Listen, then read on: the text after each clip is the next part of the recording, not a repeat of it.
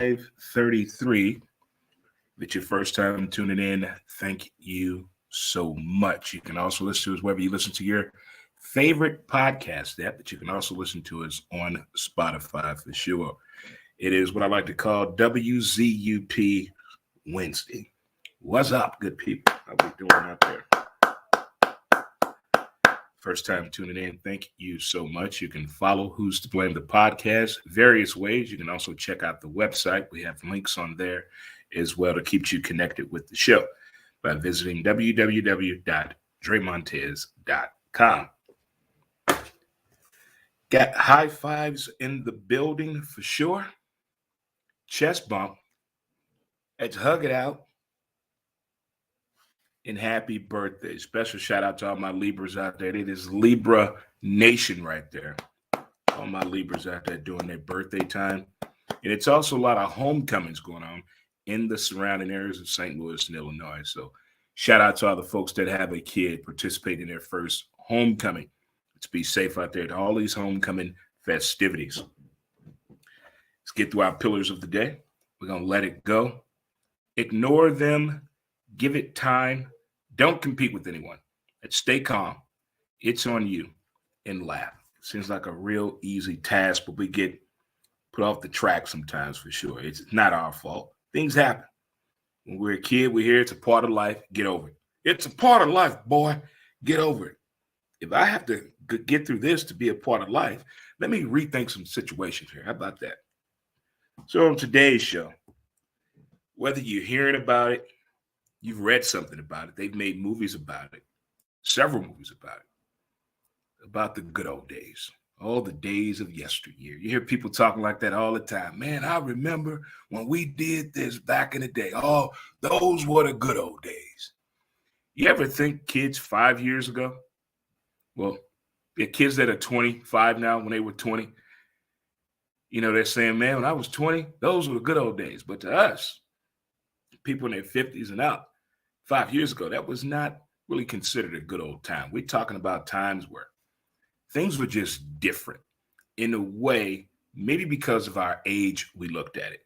The responsibility platter was completely different than what it is today.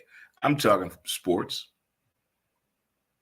your childhood memories, the entertainment industry, and how you hung out as a child. I'm talking from adolescence to the teenage years when things got confusing in your household, when you had that funny smell coming off your body. You didn't know what it was, but your grandparents told you, get your ass in the tub. Before we get into that, the Olympics have been adding and taking away events for years and years to make it make sense, whether it be the Winter Olympics or the Summer Olympics. And with the Olympics approaching, baseball, softball are going to make a return. Flag football. But the one that has me with a little bit of concern, it's like watching the FIFA basketball tournament.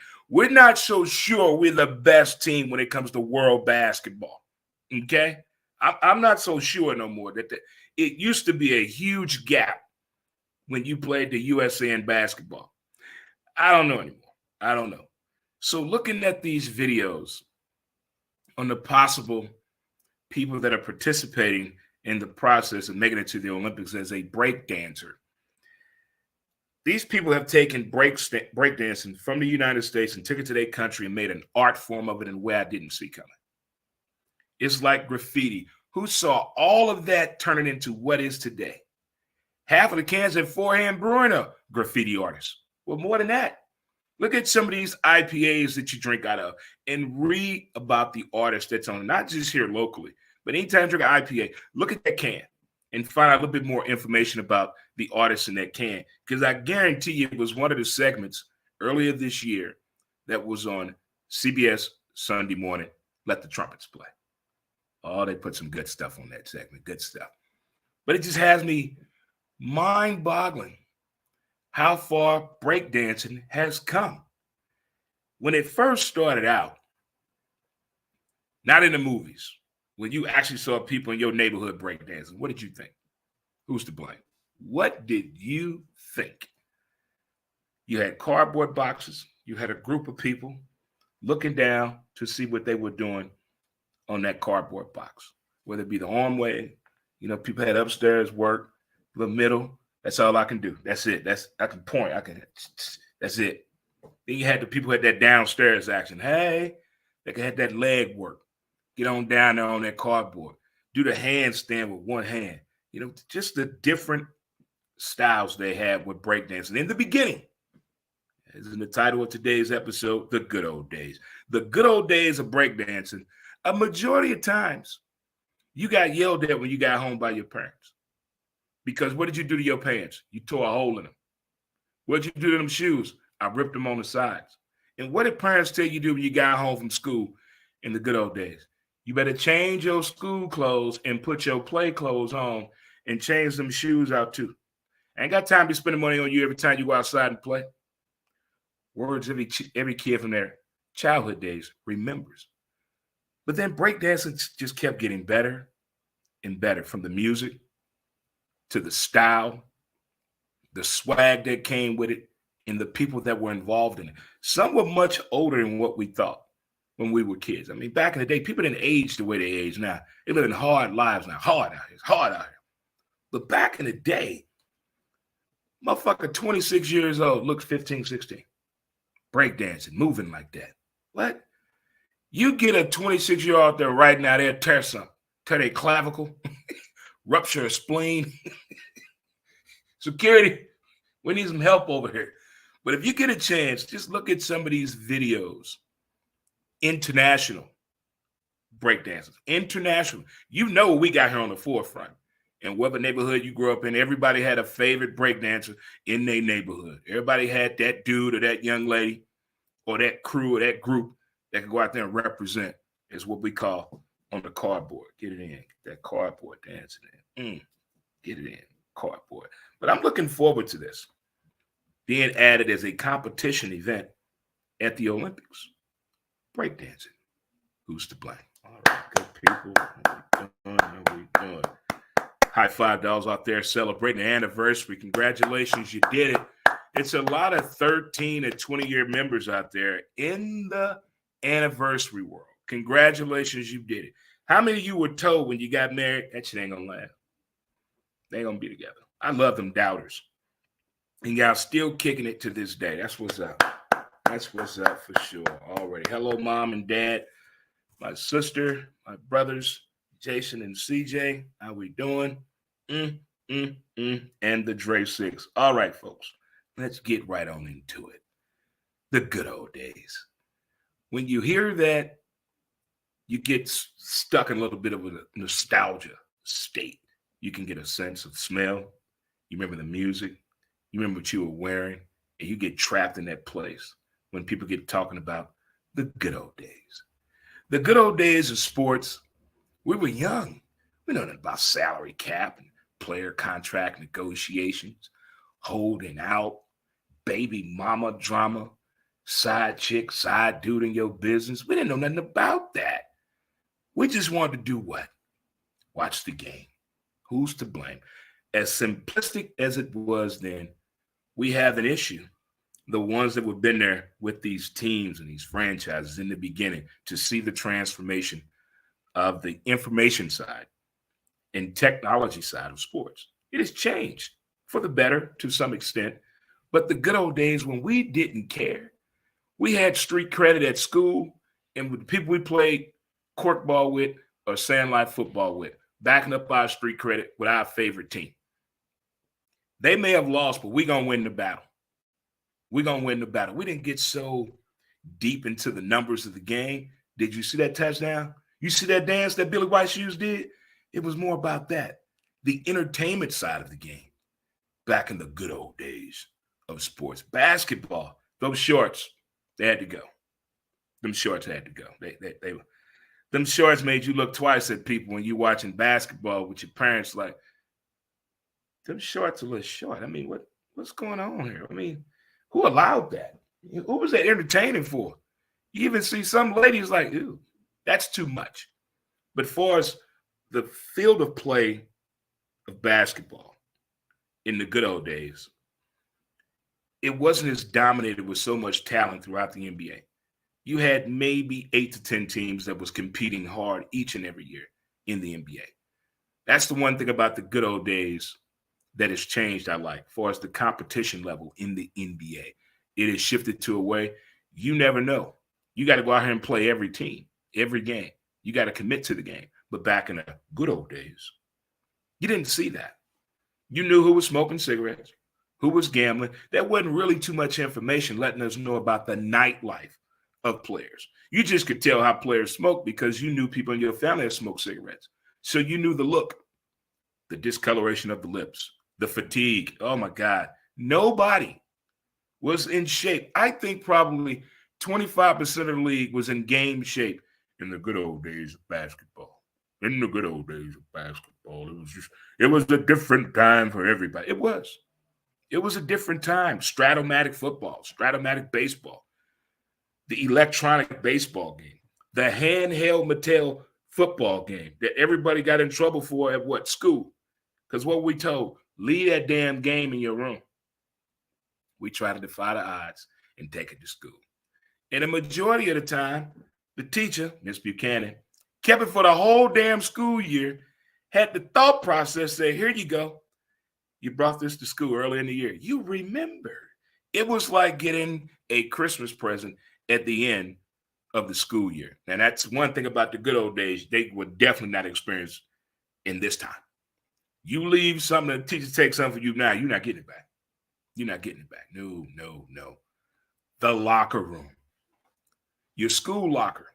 The school locker was the greatest hangout, better than your local bar, your watering hole, your pool hall. Wherever you go to connect with people, your friends, whatever, that have something in common with you, there's nothing like the high school locker. You covered it all. Sports, you see the game last night? Okay. Drama on TV. What happened on Dynasty? Well, y'all watching the living color. You had those conversations that keep going on. I don't think kids today are even allowed to talk in the damn hallway because everything's on time. You got to get there. You got to get there. You got to get there. You got to get there. But those were what? The good old days, the days of yesteryear. When getting a trap or keeper meant you wanted to learn. You got your backpack and you put it on one shoulder. You were that dude. You were that young lady to look out for. The fashion. You had to step your game up. You knew by 6th and 7th grade what you had in your wardrobe, what your parents bring it to the table. You had to come up with a plan on how to fit in on the fashions. Certain schools were into that, and there were some, you can just be you. People didn't care. They just wanted to see you. But when you came up in that good old days, yesteryear, people did judge you. They judge you. It was like a shun moment if you didn't fit in with the get in. But those that caught on, you caught on right there. Getting a job in high school, the good old days. Man, I think today you got to pull a strap on a kid to get a damn job. You have to get a strap. But everybody right now want to write an app. Everybody right now want to be a musician in their room, in their shower, in their mama closet. The good old days. There's nothing like that feeling and sensation when you're getting dropped off or given a ride to an interview by a relative or your mother or father or older sibling, and they wait for you. And you go in there with great anticipation of getting this job. And you get the job. And you come out with the uniform. You get in the car, I got the job. I got the job. Orientation was like the worst thing to do back in the day, in the days of the good old days. But getting that high school job puts you on a different plateau. You felt differently in your household. You had a sense of responsibility you can put in on your clothes. You can get permission to buy what you wanted to, but you just couldn't go out and buy shit. You had to get permission. Is it okay if I'm going to use my money, but is it okay? Because you didn't want to cross the order or the chain of command in your house back in the day, in the good old days. You ever go out of order and get permission to go out of the house? You know how to order when in the house, how to get out. But now you want to defy the order. You know what that means? You're not going outside. You're not going outside at all. Music. Oh, man. Music, the good old days of music. Basement parties, the Peabody, the projects back in the day, Laclede Town. Oh, man, it was the Cochran. house parties, it was okay for you to go. Is it okay if I go to this house party? I had to go with certain people. I couldn't go by myself. But it was just a different, I think house parties right now are dangerous. Oh, yeah, dangerous. There's no adult supervision there. None. None. And every drug and alcohol is there. Oh, yeah. Oh, these kids, they get down. I couldn't think of doing alcohol, drugs, beer, weed, speed, whatever the hell was in middle school. That sixth grade to 10th grade, no. But that junior and senior year, you get a little curious, you're getting taller, a little bit more responsibility. You probably have a car. You probably helping out or paying your car insurance, but your parents were there for that support financially if something went down with your car. And then some came out of households where they bought you a car, but now it's up to you on the maintenance. It's up to you on getting it insured. All of that is on you. You have the car, but here you go. Who's to blame? Try that today with a kid. Try it today.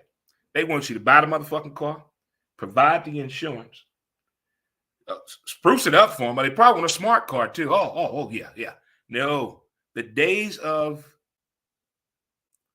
what you call it, La Hoopty. The days of a Hoopty for your first car, over. A Hoopty today is a 2020 Lexus to these kids. They're not driving no old cars.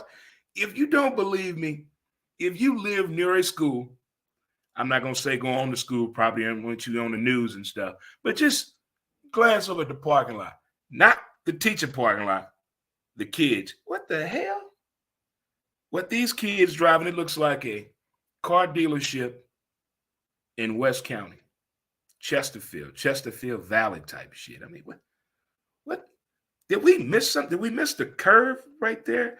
But the good old days, I think it taught you more of appreciating what you have, the appreciation of taking care of it, and the ability and the appreciation to upgrade your vehicle when you had the money and you could afford it. Now you have people getting vehicles, don't have any money to get their tags or get insurance. That is odd to me. That is very odd to me how that whole transition just changed. The music back in the day, it kind of affected everything. The mood. Now we got theme music. But back then, the good old days, music set the tone for the day. That morning radio, if you had a Walkman, if you didn't, your boy played it loud enough you could hear it. Or the school bus driver had the radio on. Yes, the buses back in the day, in the good old days, had radios on there. And you get to listen to morning radio. Usually KC 95 giving you the hits and oldies of yesteryear. But the good old days, they're fun to go down memory lane and appreciate what we had when we had it. But the way it all went away so fast, are we getting old? Or was it really that damn long ago? I can't believe there was a school strike one year. I believe 1975 was the year, 75, 76, if my memory serves me correctly. And being hit with the astonishment, we had to go to school on a Saturday morning. What? But we did nothing wrong. We did nothing wrong. You can't punish the kids. We weren't involved in that negotiation. You know what that affected? If you were a kid when that strike happened in St. Louis and you had to go to school on a Saturday, it was the most uncomfortable, unfamiliar territory, bad feeling I've ever had in my entire life.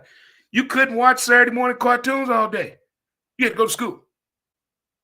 No Schoolhouse Rock. I'm just a bill sitting on Capitol Hill. Well, I sit and I pray that I will be a bill today. Conjunction, junction, what's your function? Couldn't see none of that. None of it. We had to go get education on Saturdays. Try that today. The teachers won't be there for show. Have you seen the school teachers today? The good old days of teachers, they wore skirts down to their ankles. Never even saw their chesticles. and all their glasses had strings on it. Didn't know what weave was then. I knew what wigs were. But the ones that wore a wig, you knew they'd shift that son bitch on you in a minute. But today, I don't know who the teacher or the student is by the way they talk, the vehicle they drive, and especially the clothing they wear in the school. Who idea was that? Who idea was that? Well, the good old days of yesteryear, they're fun to talk about and reminisce about with our loved ones and kids when you're trying to give them a valuable lesson.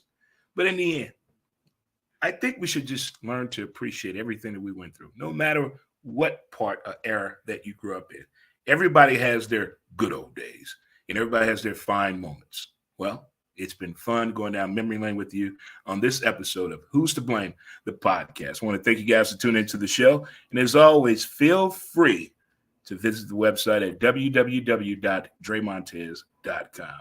Thanks again for tuning in today's podcast episode 533. Thanks again and peace out.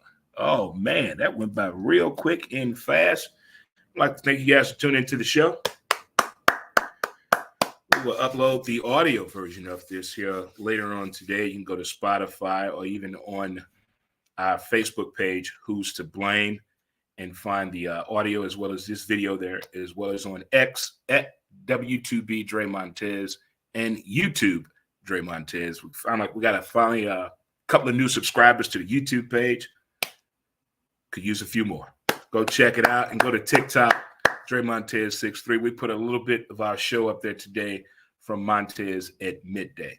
Well, until next time, folks, we'll see you tomorrow at 12 p.m. Central Standard Time here on Facebook, on X, and YouTube with another episode of Montez at midday. Until next time, good people, peace, and thanks for joining into the show today.